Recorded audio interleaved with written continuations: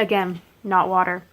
7-Up. So you lot probably know me as a book person. I talk a lot about books here on this channel, but I'm also a movie person. I watch a lot of movies. I like to watch movies when I can't sleep at 2 in the morning. I feel like that's a common thing. And I do not talk about the movies that I enjoy enough here, so I am going to do that. This is my favorite movies. I made a list with bullet points so I don't forget any of my points about certain movies. Love, Simon. This is a movie about a boy who begins an online pen pal-esque relationship with another boy at his school who has recently come out online as gay. The relationship between the two of them is completely anonymous and done completely over email, and everything's going just fine for Simon until someone named Martin finds his emails, screenshots them, and uses them to blackmail him. This movie made me cry for like the entire second half. I won't spoil anything, but the people who went to see the movie with me can attest to the fact that I cried like a little baby. I found Simon to be such a relatable character, and as someone who was definitely terrified to come out, I very much sympathized with his situation. Coming out is a very scary thing, and I sympathized with Simon's want to keep everything the way it had always been. For a little bit longer, he didn't want to risk losing what he had, and I sympathized with him and I related to him. It's also just a cheesy romance, because sometimes you gotta watch a cheesy romance movie. I also really appreciated that Simon's parents were so supportive of him. I feel like a lot of times in movies about LGBT youth, their parents aren't supportive for the sake of drama and this tragic backstory to a tragic, tortured character. But Simon's parents, they were supportive, and it's what he deserved. And I feel like it's not represented enough, and I love seeing parents that are supportive of their children because it makes me feel a lot better. My parents were mostly supportive, so it's nice to see parents who are completely supportive have no issues with their children. It makes you feel a little bit better about humanity. Also, the soundtrack for this movie, top notch. I was blown away by every single song on the soundtrack. The Phantom of the Opera. Yes, I am a theater kid who enjoyed the 2004 Phantom of the Opera. Am I alone in that? Who knows? Listen, I am hyperfixating on the Phantom of the Opera right now. I watched the movie because I felt like it, and I have since watched the movie every night for 2 weeks straight. The Phantom of the Opera is about a young opera singer named Christine Daae who becomes the object of obsession of the Phantom of the Opera, a disfigured musical genius who lives below the Paris Opera House. It's a thriller and a romance, or at least that's what the book is. I don't know if they'd classify the movie as the same genres. It's also a musical. Unpopular opinion, but Gerard Butler was good as the Phantom. Listen, Gerard Butler wasn't perfect, but I still thought he was a very good Phantom. Don't come for me. The soundtrack goes off. Like, it hits different. I've watched this movie a couple of times at different points in my life, and I feel like it's definitely one of those movies that you relate to in different ways the older you get. When I first watched it, I was like 12. I was just getting into musicals. I think it was like the second musical I ever watched, and I didn't really have the same appreciation for it. And as I've gotten older, you know, I'm more into musicals now. I can relate to things. Wishing You Were Somehow Here Again hits different when people that you know have actually died. I also feel like as you get older, you can sympathize with the Phantom more. I'm not justifying any of his actions. The Phantom was a dick, but you can sympathize with him. You know where he's coming from. The scene at the end where the Phantom starts smashing all of the mirrors in his lair, that got me going.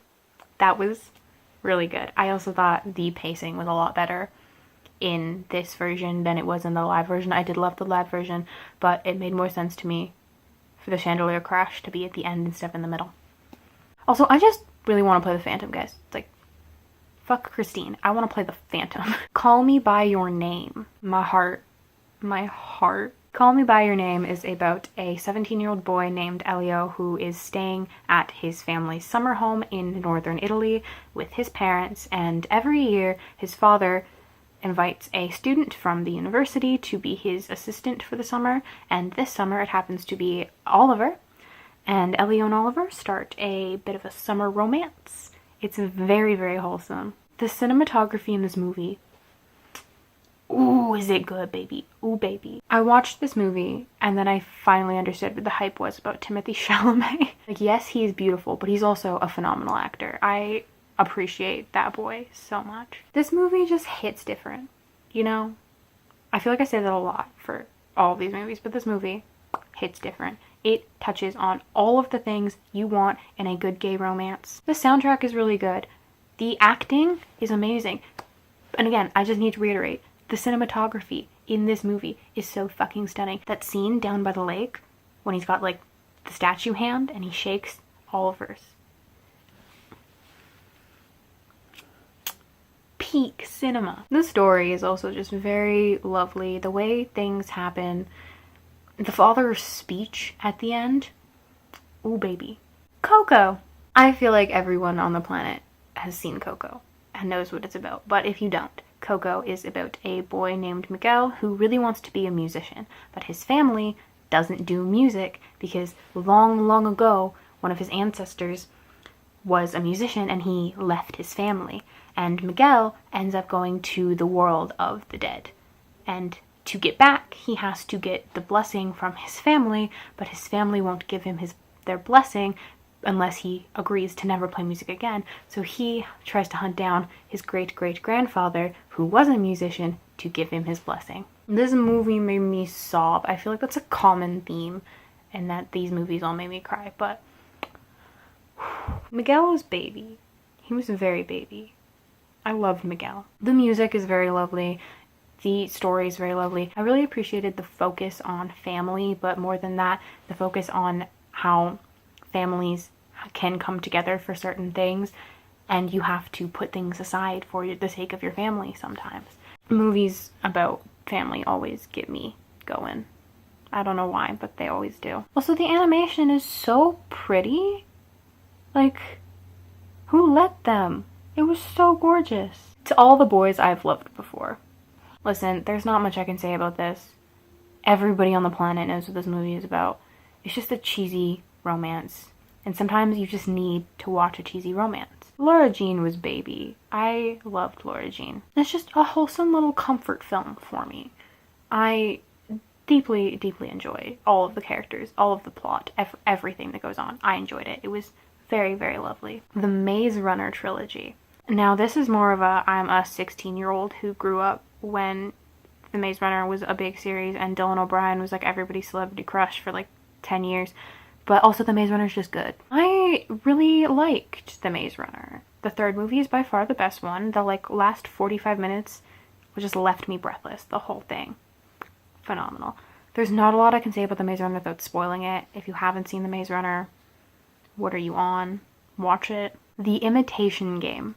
The Imitation Game is about a scientist and mathematician named Alan Turing, who during World War II created a machine to break the German Enigma code. This movie was so phenomenal. Benedict Cumberbatch did such a good job playing Alan Turing. I sympathized with his character so badly. I just wanted everything to work out for him. I also feel like this movie did a really good job of showing gay people just existing in the world. This might just be a personal thing, but I always get so excited when I see gay people just existing. Like, I saw gay people adopting a puppy in a vet show that my mom was watching, and I got so happy because it just reminds me that there's gay people who are just living their lives. And I really appreciated seeing that in The Imitation Game. I didn't appreciate the way it ended, but I appreciated seeing it. The cinematography in this movie was also very nice to see. The scene at the end where they were like burning all of the papers and stuff, quality. And it was also phenomenally casted. Like, Benedict Cumberbatch, Keira Knightley. What's there not to love about that? Harry Potter. Why'd I say it like that? Harry Potter. Harry Potter. If you don't know what Harry Potter is about, what rock have you been fucking living under? Everyone knows what Harry Potter is about. This is just a comfort series for me. Harry Potter was a very big part of my childhood. You know, my mom, when I would have nightmares, used to read me chapters of Harry Potter to make me feel better. I saw the movies when I was far too young to be watching Harry Potter. It's just a comfort series for me. It's a series that reminds me of my family and my mom and my grandma and all of that stuff. Also, I share a birthday with Draco Malfoy, so I feel like legally I have to have him as my favorite character. Just saying. Storytelling in Harry Potter is also very nice. The world building and all of the ways they just created this entire magical realm and world for you to live in is very, very engaging. There's a lot to appreciate about Harry Potter, and I love the series. It's a very nice series. The Chronicles of Narnia. The Chronicles of Narnia, you also probably know what it's about. It's about 4 kids who go to a place called Narnia that is in a wardrobe. Narnia is also a comfort series for me. I would watch the movies when I came home sick from school. It was something me and my grandma used to watch together. It just makes me very happy. I really do love that series. Sometimes I just rewatch the movies for the sake of rewatching the movies, not even because I'm like craving Narnia, but just because I'm craving the feeling of nostalgia that I get when I'm watching Narnia. The fantasy elements are quite amazing as well. Narnia is definitely a world that I'd love to live in. It's just built up so interesting in the way all of the different characters are portrayed to view Narnia. The Hunchback of Notre Dame. Hunchback is arguably the best Disney movie. Fight me, like it's the best movie. The Hunchback of Notre Dame is about a deformed man named Quasimodo who lives in the bell towers of the Notre Dame Cathedral. He is put there by Frollo, who is the archdeacon of the church, and he doesn't want Quasimodo to go outside because he's ashamed of him, and he doesn't want people to know that that's what he's been hiding in the bell tower, but Quasimodo does anyway, and meets a gypsy named Esmeralda. Quasimodo catches those big boy feelings for Esmeralda, and the story goes very downhill from there. The Disney version, in comparison to the original Hunchback of Notre Dame, did make the ending too happy. I am aware. The Disney version, the musical's up here, Disney version's down here, but it's still arguably the greatest Disney movie. You can't fight me on that, because it is. And the soundtrack is really good. Out There slaps. I love that song. Hellfire is the best Disney villain song, and nobody can convince me otherwise. Quasimodo, the best character. Esmeralda should be classified as a Disney princess, and she's gorgeous. I'm gay for Esmeralda. I love it so much. It's such a good movie. Speed round of some other things that I count as movies and greatly enjoyed, but I don't want to talk about in depth in this video because then it would be like 9 years long. Spirited Away. Very wholesome. 10 out of 10. Everybody likes that movie. Any of John Mulaney's stand-up specials. John Mulaney is such a funny guy. I would take a bullet for John Mulaney, and I know I'm not alone in that. Tangled is also a very great Disney movie. 10 out of 10. Love Rapunzel. Rapunzel and Flynn are the only valid straight people. Les Mis. The Les Mis movie, also very nice.